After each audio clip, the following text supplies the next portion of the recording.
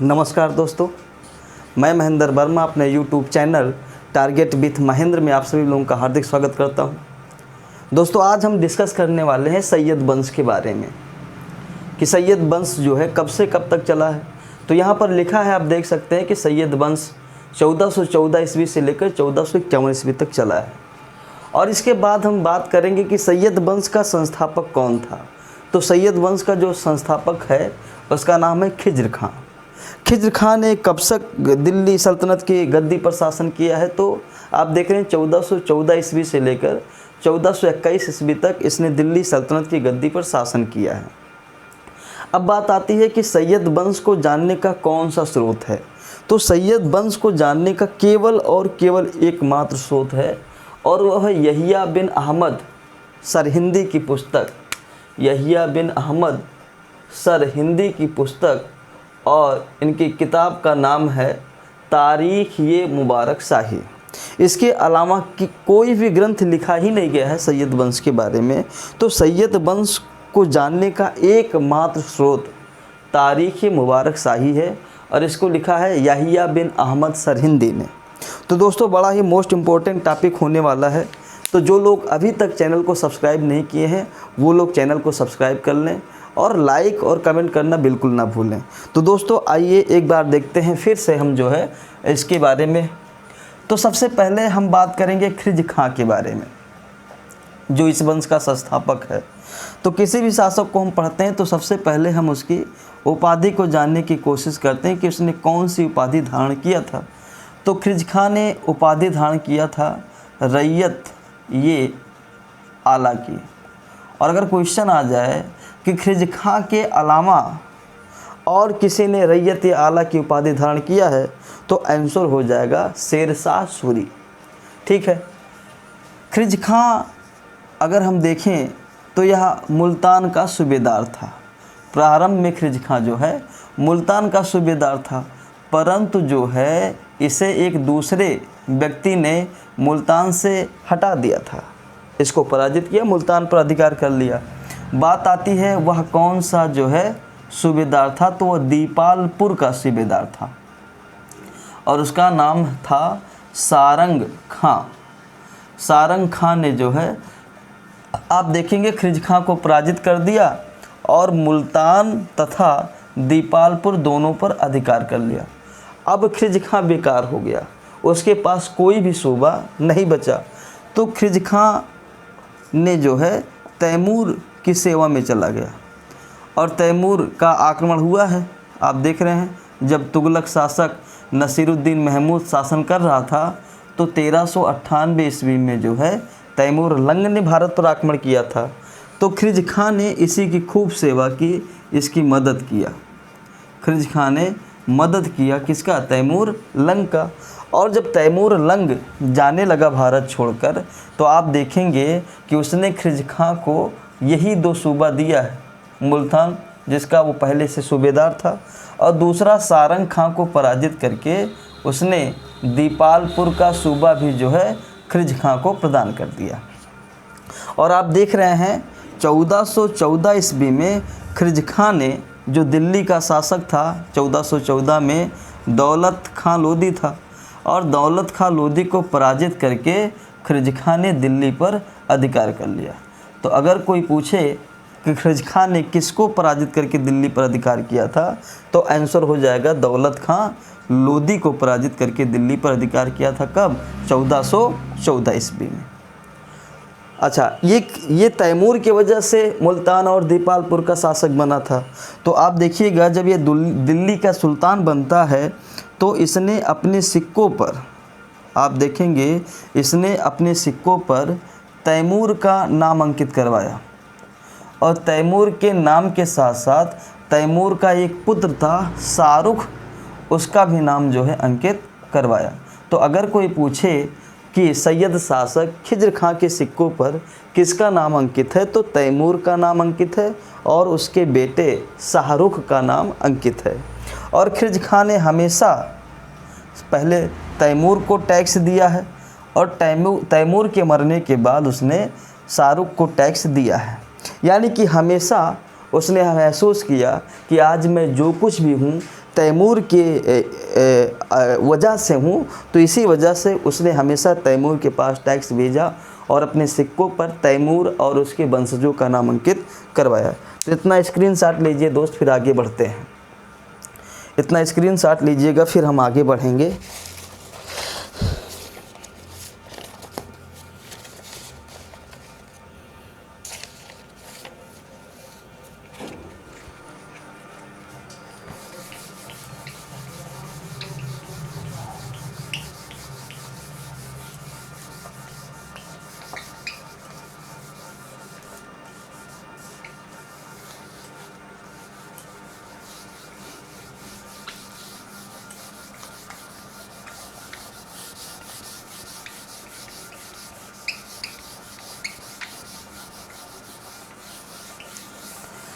खिज्र खां के बाद जो दूसरा शासक दिल्ली की गद्दी पर बैठा है उसका नाम है मुबारक शाह। उसका नाम है मुबारक शाह। और मुबारक शाह जो है खिज्र खां का पुत्र था।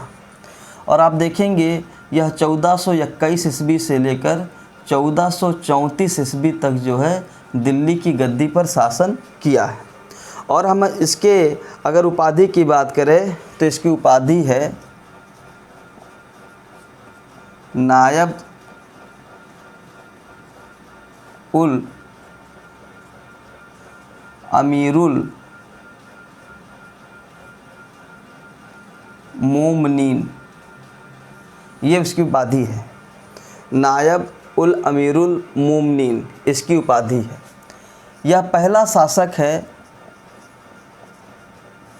सैयद वंश का जिसने अपने आप को सुल्तान घोषित किया। जिसने अपने आप को सुल्तान घोषित किया। खिज्र खां ने अपने आप को सुल्तान घोषित नहीं किया था। और आप देखेंगे सिक्कों पर से इसने तुगलक शासकों का नाम हटा दिया। पहले सिक्कों पर जो है तैमूर का नाम होता था, तुगलक शासकों का नाम होता था। तो ये जो नाम है तुगलक शासकों के, इस नाम को इसने हटा दिया।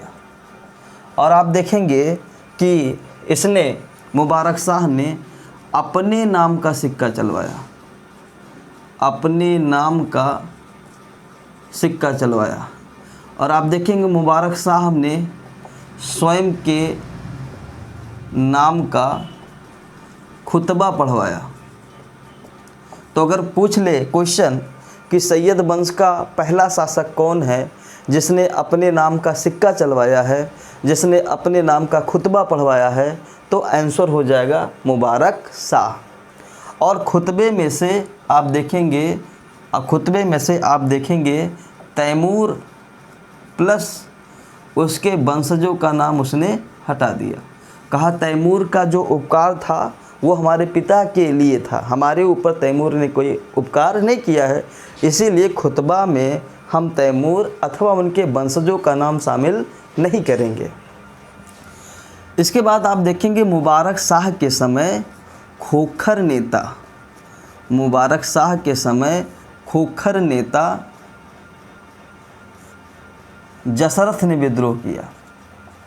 खोखर नेता जसरथ ने विद्रोह किया, मगर इस विद्रोह का आप देखेंगे मुबारक शाह ने दमन कर दिया, समाप्त कर दिया जसरथ के विद्रोह को। और बाद में आप देखेंगे जसरथ की हत्या कोई और नहीं करता है बल्कि जो है उसकी अपनी बीवी कर देती है।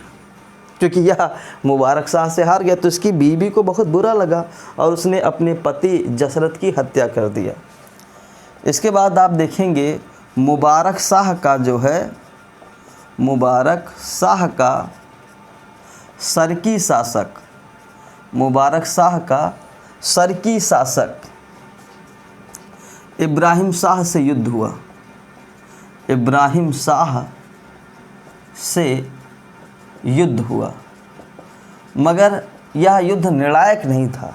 क्योंकि अगर यह निर्णायक युद्ध होता तो इब्राहिम शाह जौनपुर का शासक था, तो जौनपुर को दिल्ली सल्तनत में मिला लिया जाता। और अगर इब्राहिम शाह ने ये युद्ध जीता होता तो ज़रूर मुबारक शाह के कुछ हिस्सों पर कब्जा कर लिया होता तो हमको लगता है कि यह युद्ध निर्णायक नहीं हुआ था, लेकिन युद्ध हुआ था। इसके बाद आप देखेंगे कि मुबारक शाह ने दिल्ली में, आप देखेंगे मुबारक शाह ने दिल्ली में यमुना नदी के किनारे, आप देखेंगे कि मुबारक शाह ने दिल्ली में यमुना नदी के किनारे एक शहर बसाया था और उस शहर का नाम था मुबारकाबाद। तो अगर कभी भी पूछ ले कि मुबारकाबाद नगर किसने बसाया था तो आंसर हो जाएगा मुबारक शाह ने। और कहाँ बसाया था तो दिल्ली में। किस नदी के किनारे बसाया था तो यमुना नदी के किनारे बसाया था।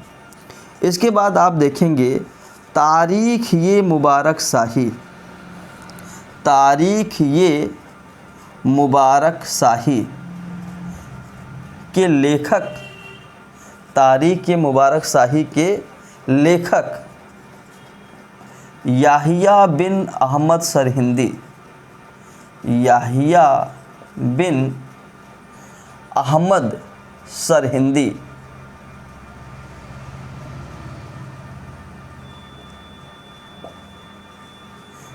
किसके दरबार में रहते थे? इसी के दरबार में रहते थे। ठीक है, तो अगर क्वेश्चन आ जाए कि याहिया बिन अहमद सरहिंदी किसके दरबार में रहते थे तो मुबारक शाह के दरबार में रहते थे। इनकी किताब का क्या नाम है तो इनकी किताब का नाम है तारीख ये मुबारक शाही।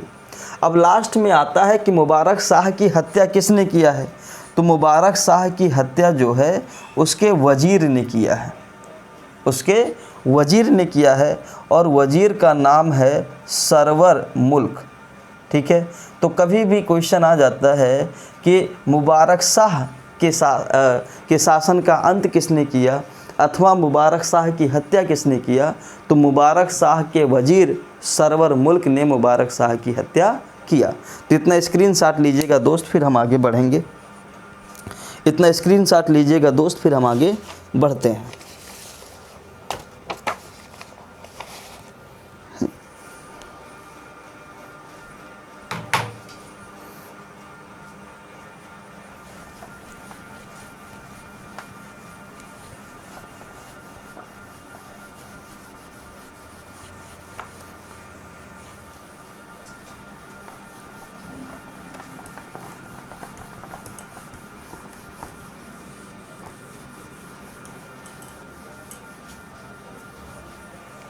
अगला शासक जो दिल्ली की गद्दी पर बैठा है उसका नाम है मुहम्मद शाह।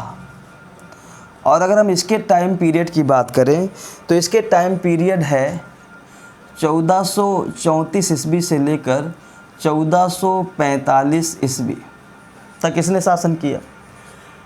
इसके समय की प्रमुख घटना की अगर हम बात कर दें तो इसका भी जो वजीर था वो वही वजीर था जो मुबारक शाह के समय वजीर था, यानी कि इसके वजीर का भी नाम था सरवर मुल्क।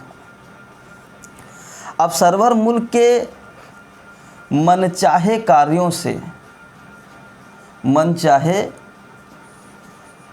से सुल्तान दुखी था।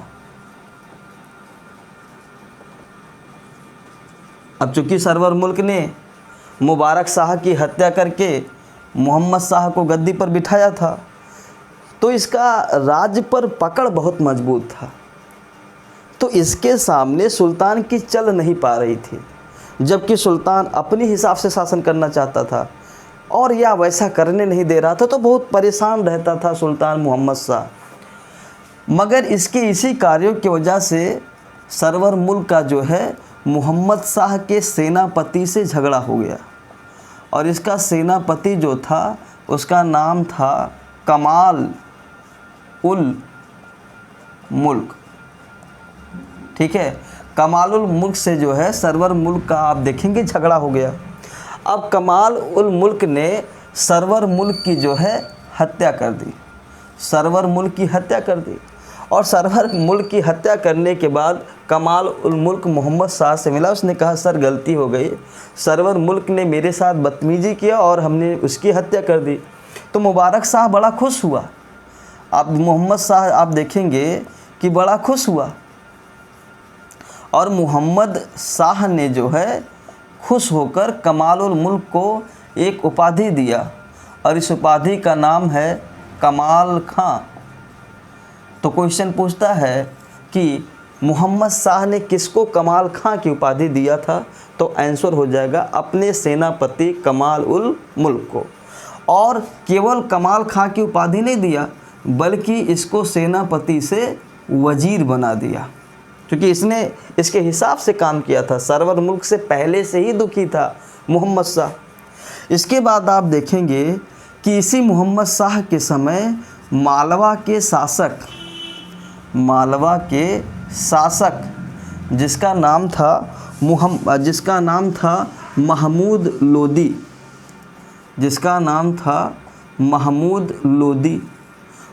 लोदी ने दिल्ली पर आक्रमण कर दिया। दिल्ली पर जो है आक्रमण कर दिया। अब दिल्ली पर जब आक्रमण किया तो मोहम्मद शाह डर गया, और इसी से आप अंदाज़ा लगा सकते हैं कि मालवा जैसे छोटे प्रदेश का राजा अगर दिल्ली जैसे साम्राज्य पर आक्रमण करता है तो फिर सुल्तान कैसे डर जाता है। यानी कि सुल्तान कमज़ोर था, और सुल्तान ने अपनी सुरक्षा के लिए सवाना के गवर्नर को बुलाया, और इस सवाना के गवर्नर का नाम था बहलोल लोदी। और बहलोल लोदी ने मोहम्मद लोदी को जो है पराजित कर दिया, और पराजित करने के बाद इसे संधि करने के लिए मजबूर किया। और आप देखेंगे बहलोल लोदी और महमूद लोदी के बीच संधि हो जाता है, और यह डिसाइड किया जाता है कि अब कभी भी महमूद लोदी दिल्ली पर आक्रमण नहीं करेगा। तो इससे सुल्तान बड़ा खुश होता है, इससे सुल्तान जो है मोहम्मद शाह बड़ा खुश होता है। इसने बहलोल लोदी को एक उपाधि दिया, और वो उपाधि है खान ये खाना की उपाधि। और इसके अलावा बहलोल लोदी को जो है अपना पुत्र कहकर संबोधित किया, बोला कि तुम आज से हमारे पुत्र के समान हो। तो क्वेश्चन पूछता है कि बताइएगा मोहम्मद शाह ने किसको खाना की उपाधि दिया था, तो बहलोल लोदी को। किसको अपना पुत्र बोला है, तो बहलोल लोदी को। इतना स्क्रीनशॉट लीजिए दोस्त, फिर आगे बढ़ते हैं। स्क्रीनशॉट लीजिएगा दोस्त।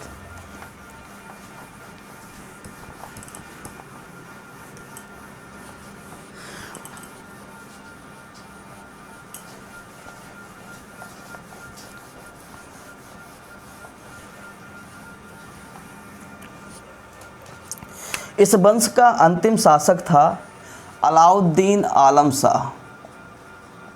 इस वंश का अंतिम शासक था अलाउद्दीन आलम शाह।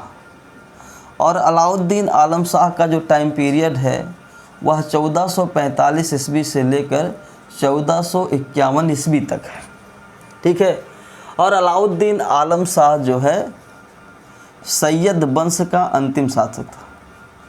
सैयद वंश का अंतिम शासक था ये। इसके बाद जो है सैयद वंश का कोई उत्तराधिकारी दिल्ली की गद्दी पर नहीं बैठा। तो सैयद वंश का अंतिम शासक जो था वो अलाउद्दीन आलम शाह था।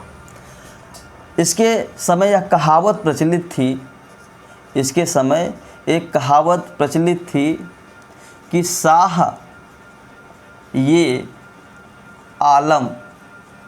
इसके समय यह कहावत प्रचलित थी कि शाह ये आलम का राज्य दिल्ली से पालमपुर तक है। दिल्ली से पालमपुर तक है, यानी कि सिकुड़कर बहुत ही छोटा हो गया था इसका साम्राज्य। अब आप देखिएगा कि अलाउद्दीन आलम शाह का यानी कि सुल्तान का अपने वजीर और इसका वजीर था हमीद खां।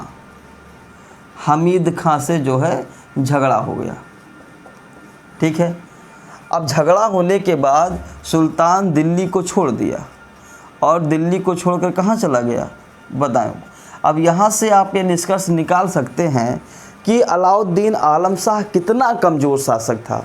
अगर किसी सुल्तान का किसी वजीर से झगड़ा होता है तो गद्दी वजीर को छोड़ना चाहिए कि सुल्तान को छोड़ना चाहिए? जाहिर सी बात है वजीर को छोड़ना चाहिए। लेकिन यहाँ पर सुल्तान ने ही अपनी गद्दी को छोड़ दिया, दिल्ली को छोड़ दिया और कहाँ चला गया बताऊँ? बोला तुम दिल्ली पर शासन कर लो, मुझे शासन ही नहीं करना है। और आप देख रहे हैं कि दिल्ली पर जो अधिकार हो गया वह हमीद खां का हो गया, इसके वजीर का अधिकार हो गया। और इसी के ताक में था बहलोल लोदी, और आप देखेंगे बहलोल लोदी ने इसका पूरा फ़ायदा उठाया और हमीद खां की हत्या करके एक दूसरे वंश की स्थापना किया, और उस वंश का नाम है लोदी वंश। तो लोदी वंश को दोस्तों हम अगले वीडियो में पढ़ाएंगे। तो दोस्तों वीडियो को लाइक करिए, शेयर करिए, कमेंट करिए, और अगर अभी तक आप लोगों ने चैनल को सब्सक्राइब नहीं किया तो प्लीज़ चैनल को सब्सक्राइब करिए। हम इसी तरीके से आपको पूरा इतिहास पढ़ाते रहेंगे। Thank you so much.